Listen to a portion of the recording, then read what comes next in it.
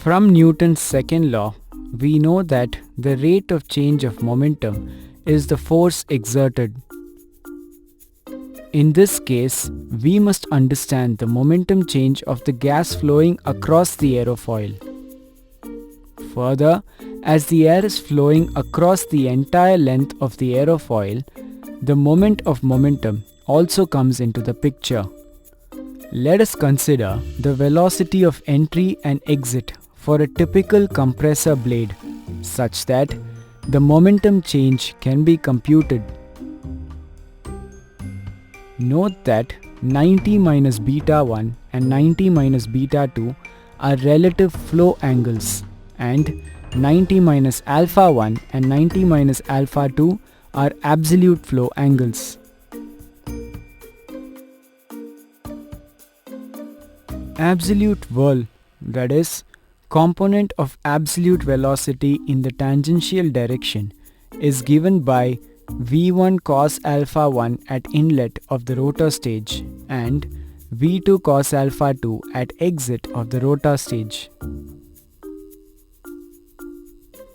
As the absolute velocity increases, the rate of momentum increase in the air is given by change in the absolute whirl multiplied by the mass flow rate, given by v2 cos alpha 2 minus v1 cos alpha 1 into m dot.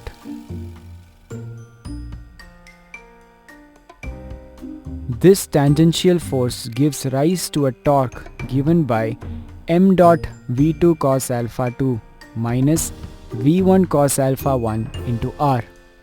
However, the power produced is given by m dot v2 cos alpha 2 minus v1 cos alpha 1 into r omega.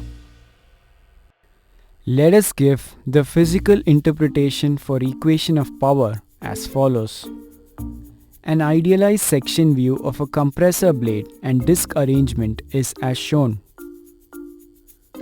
The tangential force causes a torque about the axial direction given by moment in the axis direction equals radial vector into tangential force vector.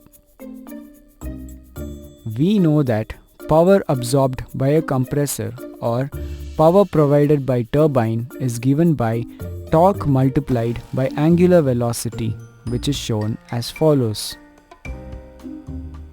Power can be represented in the scalar form given by Ft into r into omega. Bringing the expression for the tangential force from the previous expression, we have power to be the following. Let's number this equation as 1. Equation 1 can also be derived using the concept of rate of change of moment of momentum.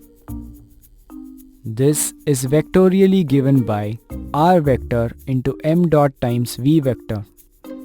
Let's number this equation as 2. Re-representing equation 2 in the matrix form, we have moment of rate of change of momentum to be the following. Since only the radial arm length is considered, the matrix is rewritten as shown. Let's number this expression as 3. Taking the determinant of matrix in equation 3, we get the equation as shown.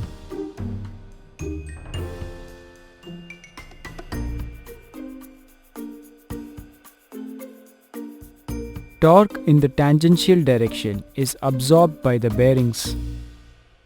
The tangential force provides torque that is overcome by the turbine. This is the torque that is used for the computation of work done. It is to be noted that taking the difference of rate of change of angular momentum at entry and exit points, we get the following expression.